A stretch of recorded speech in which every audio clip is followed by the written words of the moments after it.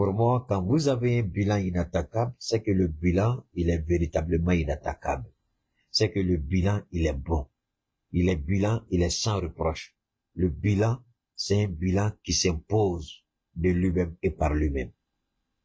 Mais, quand vous dites que votre bilan est inattaquable, et encore vous continuez à marmailler, à marmailler, à marmailler. Et moi, je me pose la question, Ivoirien, pendant combien de temps ce monsieur-là? Parce que ça, et ça, c'est ce qu'on nous dit, élection. Mais il y a, monsieur, il y a une phrase là que je vais vous faire écouter, ce monsieur. Il y a une partie importante de ce monsieur-là que je vous ai pas fait écouter la dernière fois. Je voudrais vous faire écouter cette partie importante. Je voudrais vous faire écouter ça. Donne-moi une seconde, hein.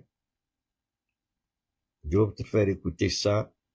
Oh, merci. Je vais vous faire écouter ceci. Avant rapidement de revenir ici.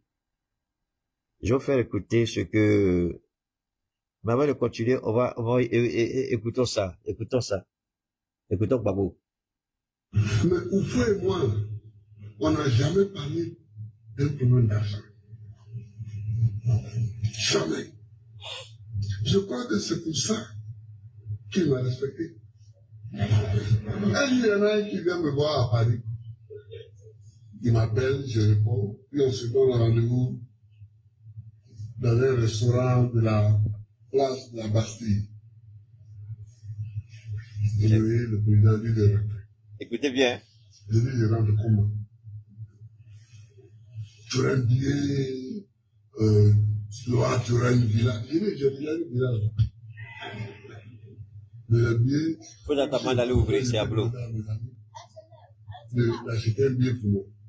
Non, mais non, j'ai une enveloppe pour toi. Écoutez bien. Vous faites, quand je parle avec lui, on n'a jamais parlé d'argent. Bon, écoutez, regardez ici. Je vous fais écouter ça, c'est important. Il dit Oufoué, quand je parle avec lui. Donc, ça veut dire quoi? Que malgré qu'il était opposé à Oufoué, Oufoué n'a jamais coupé le dialogue avec Laurent Gbagbo. Et Oufoué a toujours voulu voir Laurent Gbagbo rentrer en Côte d'Ivoire. Mais, que fait Ouattara? Il envoie les barbous, c'est ça? Les barbouzes tuer Sorobio. Il envoie des criminels tuer. Il envoie des gens arrêtés. Il fait des enlèvements. Des emprisonnements. Et puis ce bâtard d'Adjoumani dit, vous avez notre avec sa gueule qui pue la mer, son visage au dirait facouchère là, et dit, leur parti porte le nom d'Oufoué. Bâtard là, si votre parti porte le nom d'Oufoué, pourquoi vous n'agissez pas comme Oufoué? Oufoué a tendu la main aux enfants de la Côte d'Ivoire pour entrer en Côte d'Ivoire. Il dit, la Côte d'Ivoire a besoin de tous ses fils et de toutes ses filles. Mais qu'est-ce que vous faites? Vous condamnez Afousatou Papa pour avoir subi Sorogio de 20 ans d'emprisonnement. Vous condamnez Sorogio parce qu'il a dit non à Alassane Ouattara, à perpétuité. Vous bannissez Blé Goudé de la liste électorale, Babou Laurent de la liste électorale. Vous vous attaquez à Tidjane Diab. Et vous dites que vous êtes héritier d'Oufou. Vous êtes dans la philosophie d'Oufou. Est-ce que vous êtes maudit? Ou bien vous cherchez la malédiction encore? Oufou dans sa tombe doit être en train de pleurer. L'erreur qu'il a commise. Oufou est en train de pleurer dans sa tombe. Il se pose la question, pourquoi il a fait ça? Pourquoi? Parce que c'est lui qui a l'origine de ce que vivent les Ivoiriens. S'il n'avait pas envoyé cette merde appelée Dramane, Alassane Ouattara n'est pas burkinabé. Je ne sais pas qui il est. Parce que le Burkina que je connais, les Burkinabés que je côtoie, ont une fierté, un honneur, une dignité. Mais Ouattara n'a rien de tout ça. Il n'a rien de tout ça. Il n'a rien qui dise qu'il ressemble à un Burkinabé ou les Burkinabés. Il n'a rien qui le rapproche de ce pays noble-là.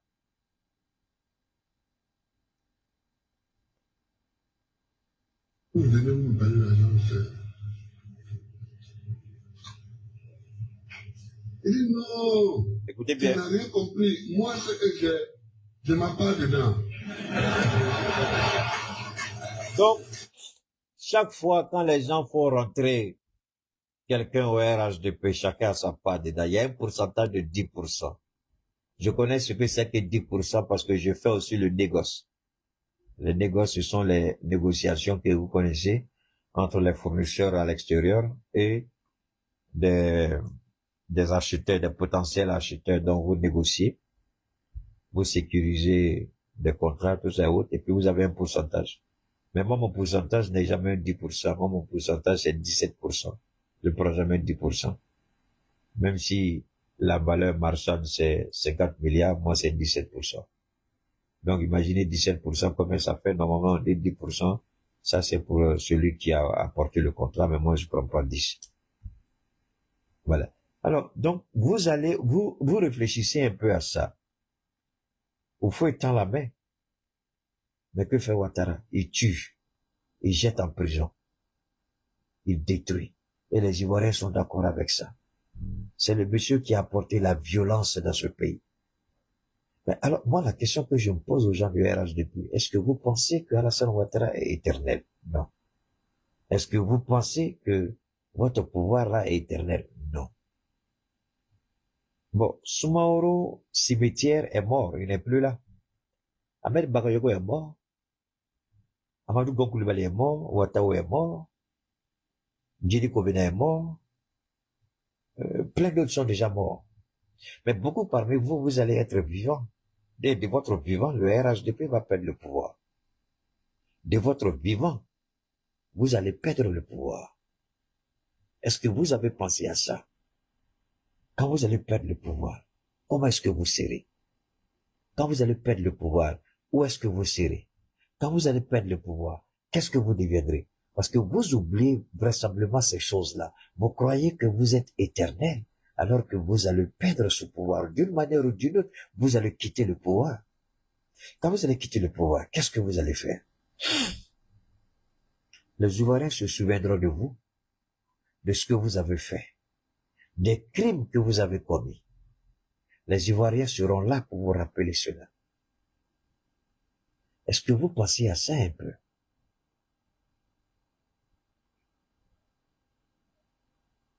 Merci, Kofi Dibi. Ben, alors, on continue d'écouter Gbagbo.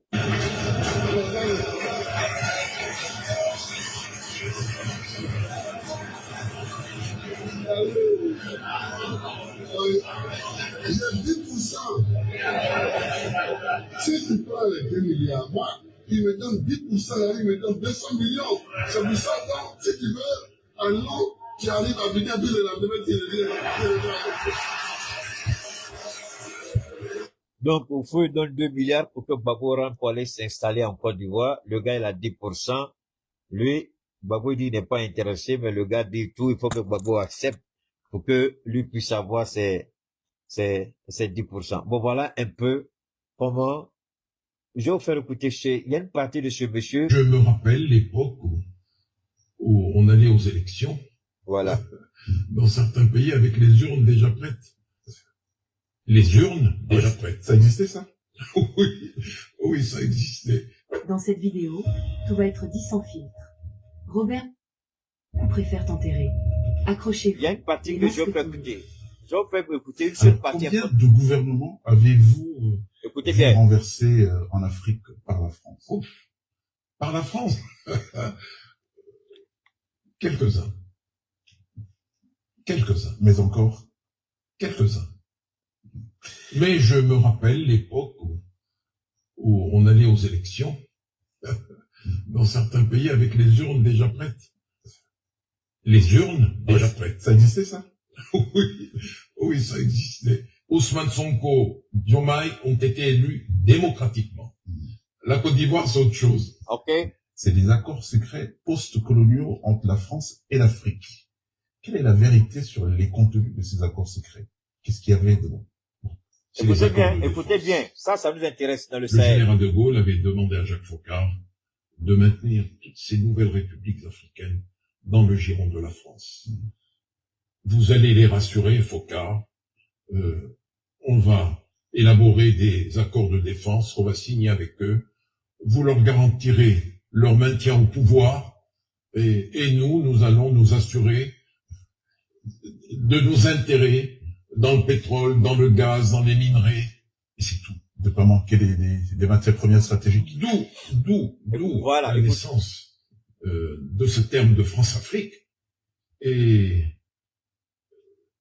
c'est le côté sombre de la France-Afrique, où la France a exploité outrageusement les richesses naturelles. Donc, la France a volé systématiquement.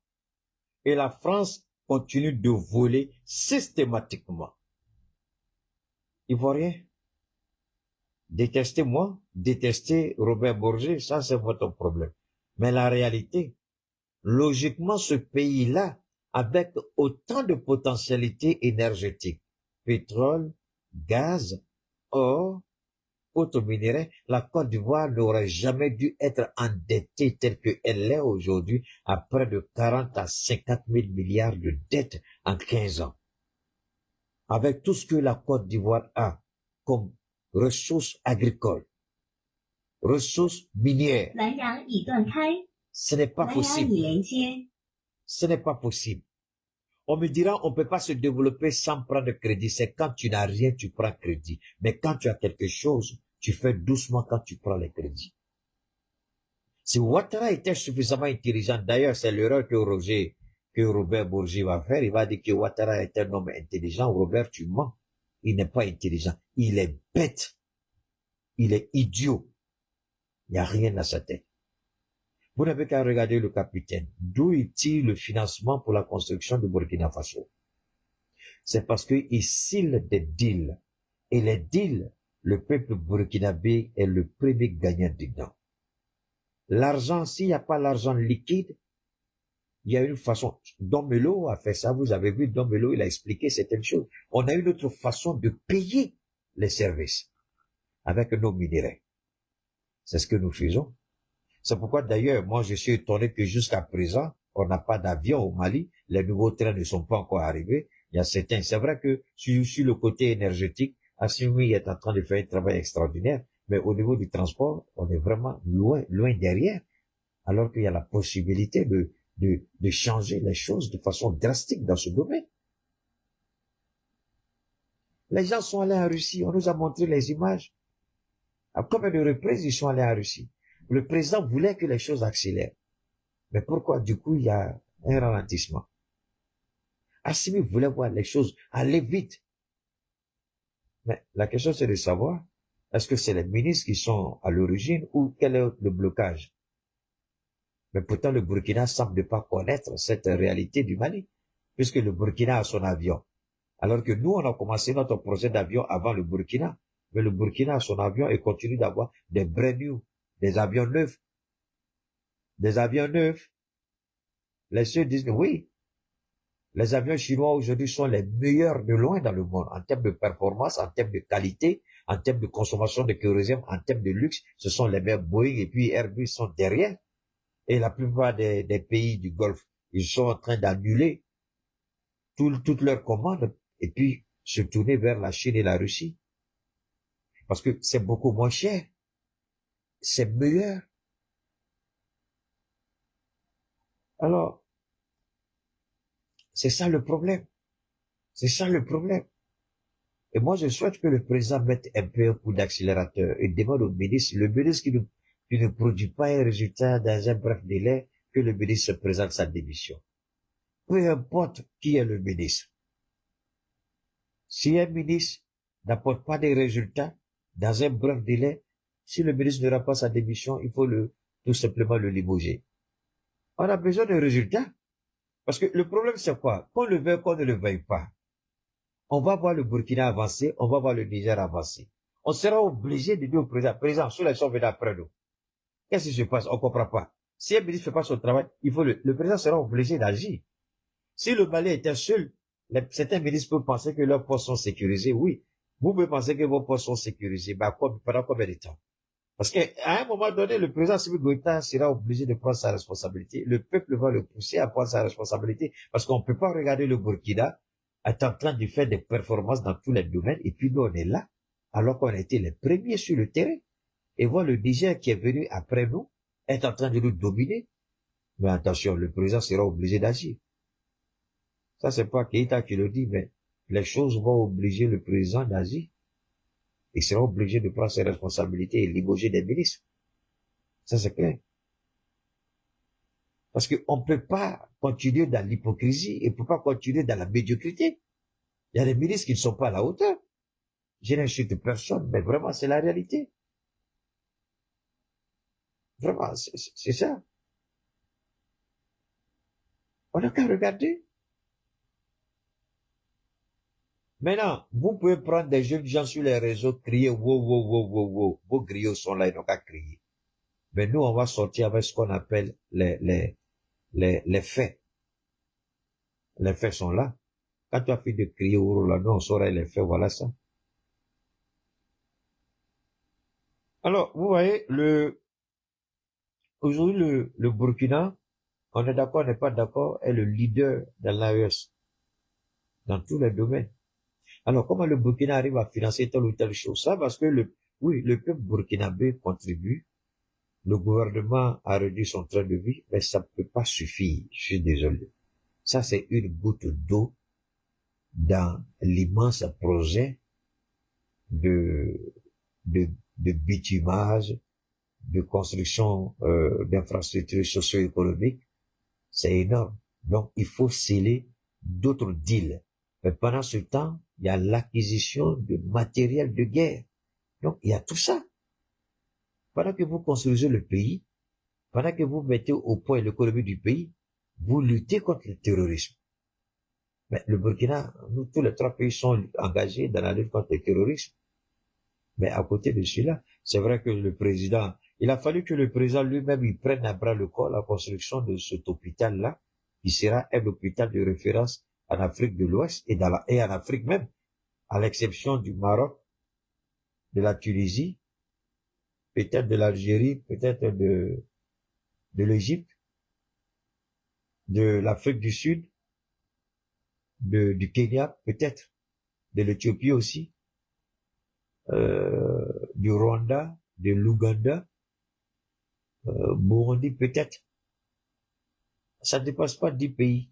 À l'exception de ces 10 pays-là, l'hôpital qu'Assimi est en train de construire, il n'y a pas un pays, même pas la Côte d'Ivoire, même pas l'hôpital mère enfant de Benjamin, de Dominique. L'hôpital qu'Assimi. Et Assimi a pris Assimi même s'est investi dans ce programme-là. Voilà pourquoi aujourd'hui, cet hôpital a fait la fierté du Mali. Parce que le président, mais est-ce que le président doit s'impliquer dans tout comme ça? Parce que c'est l'hôpital militaire aussi, faut pas oublier. C'est l'hôpital militaire. Donc Sadio aussi est impliqué dedans. Donc quand ces deux-là se retrouvent sur un projet, vous pouvez dormir tranquille, hein. Le projet, il sera hors pair. Donc, on va écouter encore Borgé. Il y a une partie qui m'intéresse, où il fait l'apologie des coups d'État positifs. Et ces coups d'État-là, il explique, c'est la France qui est à l'origine.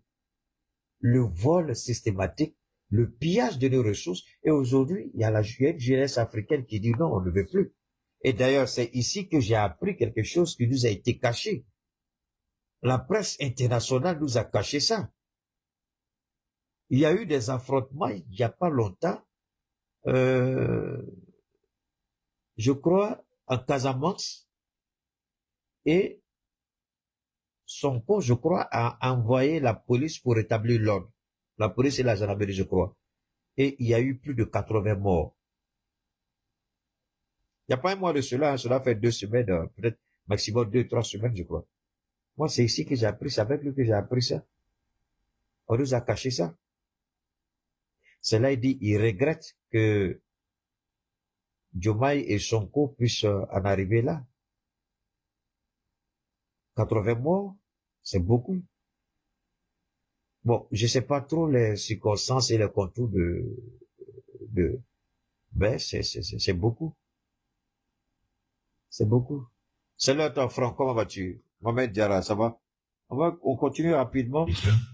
Aux dépens des populations africaines, en maintenant un pouvoir politique totalement soumis totalement soumis à l'impérium français, d'où la France-Afrique, et je l'ai vécu de très près, je l'ai vu faire, et c'est pour cela que je salue Voilà. véritablement aujourd'hui, et je le fais sans cesse depuis 2011, je salue sans cesse l'apparition d'un nouveau personnel politique en Afrique. Je n'ai jamais critiqué les coups d'État militaires s'ils sont survenus au Mali, au Burkina Faso, au Niger et en Guinée. C'est qu'il était temps que cela se fasse, parce que le peuple lui-même n'est pas en mesure d'aller contre le pouvoir. Écoutez bien. Ça ne pouvait être que les militaires. Et ils sont là, et il ne sera pas impossible que d'autres pays suivent la même voie. Alors, Il ne sera pas impossible que d'autres pays suivent la même voie. Il ne sera pas impossible qu'il y ait un coup d'État en Côte d'Ivoire. S'il doit y avoir un coup d'État en Côte d'Ivoire, je prie. Si je dois veiller en prière pour que cela se réalise, wallah, au nom de Dieu, je vais veiller en prière. On a fait un coup d'État chez nous ici, on n'a pas tué quelqu'un. Le Niger n'a tué personne. Le général Tchadi n'a tué personne. Ibrahim n'a tué personne, sauf les gardes de corps de d'Abeba qui voulaient s'opposer. C'est tout. Il n'y a pas un civil qui a été tué ni blessé, ni au Mali, ni au Burkina, ni au Niger. Donc on peut faire un coup d'État en Côte d'Ivoire, tout en espérant que ce soit la même chose qui s'est produite au Mali, au Niger et au Burkina. Parce que nous ne voulons pas un coup d'État sanglant. Un coup d'État où on va tuer les gens. Un coup d'État où il y aura des échanges par rapport à ceux-là ont pris les armes contre ceux-là, ceux-là ont pris les armes contre ceux-là. Moi, je prie qu'il y ait un coup d'État en Côte d'Ivoire. Je le cache même pas. Au nom de Dieu, je prie qu'il y ait un coup d'État en Côte d'Ivoire et que Ouattara tombe. Parce que pendant combien de temps vous croyez que les gens vont supporter ça? Et ce que Robert dit ici, la population elle-même ne peut pas. Vous voyez comment les contestations sont brimées. Mais alors, si vous avez vos amis garçons en face de vous, vous avez les armes, ils ont les armes, non, on verra ce qui va se passer.